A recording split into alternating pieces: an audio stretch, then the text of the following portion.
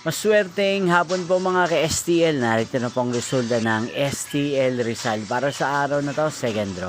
December 3, 2025, araw ng Miyerkules. Naway ang mga natayan niyo po mga numero kanina ay manalo nawa ngayong hapong ito, 4 PM. Kaya kunin niyo na pong inyong mga ticket. Narito na pong resulta.